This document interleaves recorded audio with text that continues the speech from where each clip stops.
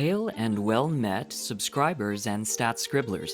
This past year has been major for both my tabletop gaming and my amateur YouTube channel. Before looking ahead at some projects for the coming year, I wanted just a quick look back at how my channel is doing and how the games I run and play are providing fuel to that fire. But before delving into self-reflection, it's worth noting that what made 2025 a Nat 20 year for me is you! Thanks for watching and commenting, providing your feedback and questions. It really does matter, and a special thanks to all those who rolled dice with me this year. I truly treasure my time with these games and trying to always improve our stories and find meaning in them. But I can't do that with an AI DM, so thanks for playing. I look forward to our next game. So, what did I play this year? Well, I played a lot of Dungeon Crawl Classics, which has various offshoots to play in different pulpy gonzo flavors while rolling weird dice on 100 small tables.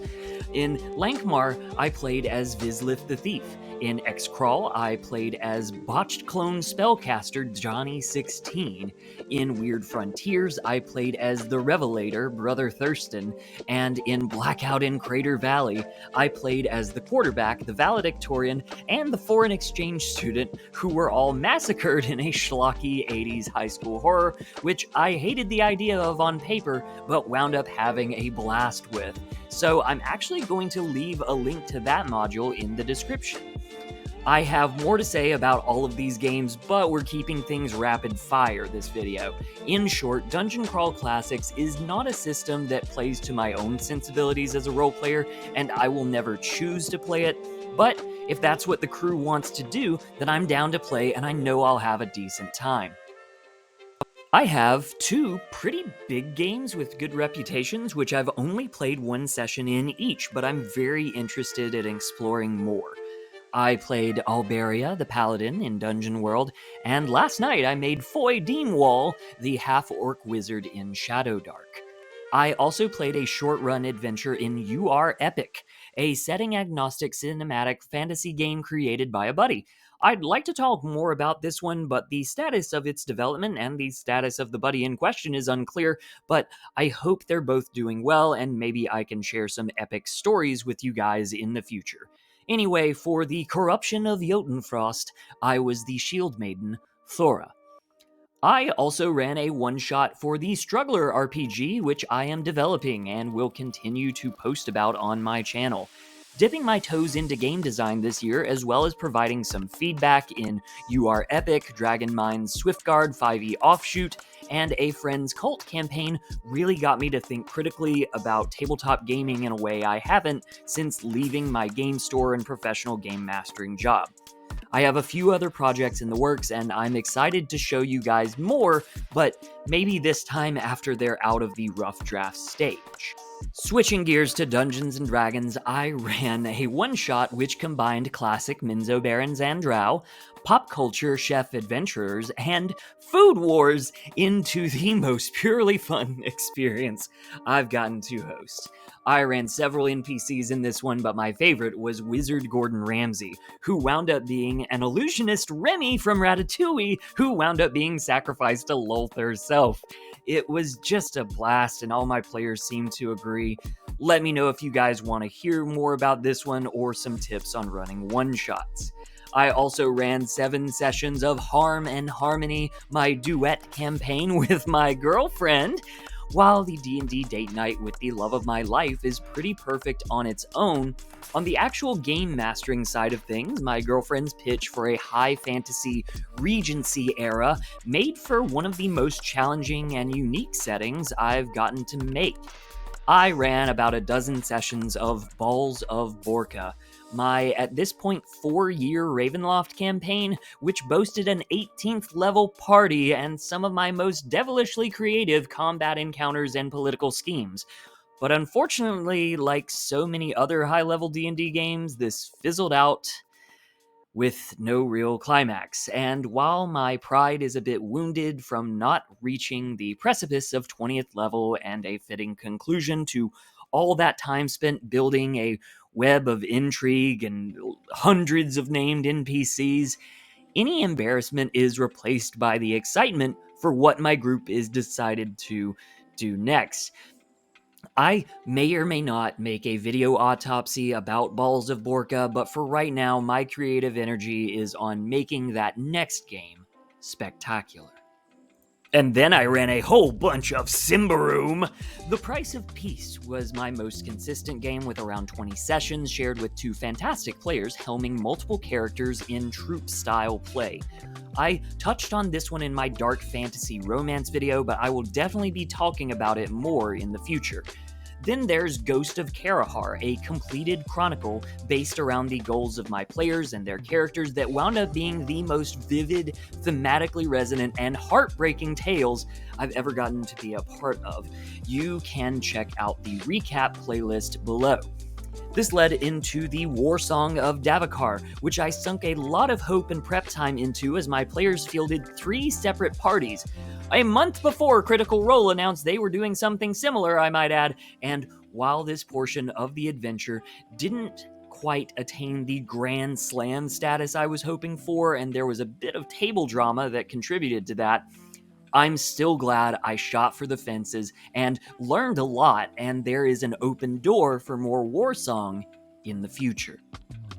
Which brings us nicely into my Symbaroum video series. It's no secret that I fell fully in love with Symbaroum this year, and by seriously engaging with the text of the work as well as committing myself to running the best games I could, that passion showed through in my videos, and you guys showed up. I will definitely be making more Symbaroum content in the coming year, but with an eye for wrapping up the series so that I can continue looking into more new games. And I never would have broken away from only playing D&D if I hadn't made the sunk cost video. This was a milestone for me because even if I didn't get a ton of views and my editing and formatting was very lazy, the actual substance of the video forced me to reflect on my decade-long relationship with 5e. I still played 5e this year, and I still made lots of videos explicitly about D&D, which may have paid off nicely in the views category, but looking forward, I want to work with more system-agnostic advice when it comes to storytelling and the soft skills of game mastering. There are a lot more insights I've made about my channel, but to keep them brief, I really got into making shorts this year, and while this did get me a lot of extra views and a few new subscribers, shorts usually leave me feeling hollow about a week after I make them, and they don't transfer into a lot of serious engagement. I might make a silly short every now and then as opposed to making a silly long-form video, but this is probably as heavy into shorts as I'm willing to go. But that's not to say I'll stop being silly. My actual #1 favorite video of the year was the Always Sunny video, because amidst all the ridiculousness, I managed to get out some of my best advice by approaching problem players and targeting their behaviors rather than the person. And even though it has nothing to do with my channel's RPG niche, the Tumblr Pirate Battle video was a blast to make and something I'm really happy with. What I'm not happy with is all of the videos I have now unlisted. You can still find most of these, they're not deleted, most of them are on the Extraplanar Adventures playlist because most of them had the common factor of tangentially combining whatever I was watching that week with whatever RPG topic was on my mind, usually to really shallow results. My biggest video of the year was Role-Playing Race, itself a culmination of a few smaller videos and a bunch of pro experiences and actual research combined with one of my most personal perspectives ever. Getting to see 2 other creators I respect make videos on the same topic with very different approaches helped me think critically about my own approach, and while my video certainly doesn't stack up to theirs, I am proud of what I made and I wouldn't change a thing. Speaking of other creators, I have a few recommendations which inspired me this year. Mystic Arts never misses with solid advice and great production. Super Geek Mike has great insights on weirder topics like running a spicy game and learning DM techniques from Ed Sheeran. Jenny D is just kind of the queen of D&D tube in my eyes, and her videos keep improving while providing reminders to the broader audience these games appeal to.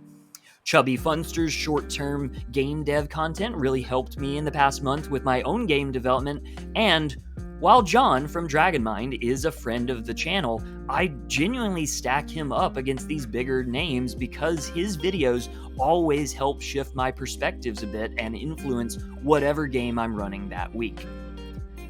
I have plenty more insights about my struggles and tiny victories as a small-time content creator, but I'm going to leave it with one last video from me.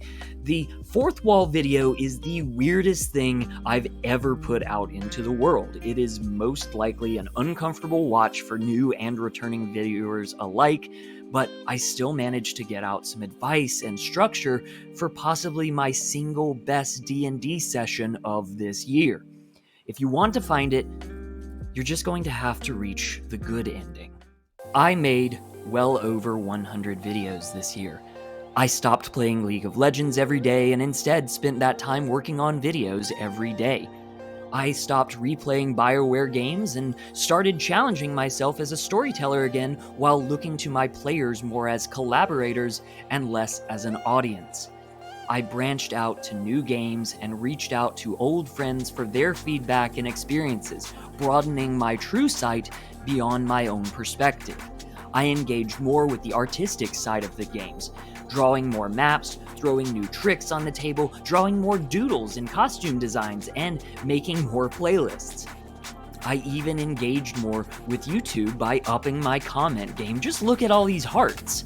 My desire to run better games, to share better advice, and then return to those games with your feedback created a cycle that might not be making me money, but is absolutely making better role-playing experiences and helping me find my better self through gaming. So, with all that reflection out of the way and some hints for what's to come for the next year of Truesight, like I said before, I couldn't have had a Nat 20 year without you. Let me know what you think I should focus on next, tell me what your favorite game was from this past year, and as I continue to explore more games, let me know if any of these interest you for future Truesight videos. It's not a title, it's a quest. If you listen this far on my reflection, I hope you can reflect on your own games and how they helped you this year. Your own story is there. It matters, and I know you can find it. And if you need help, just cast Truesight.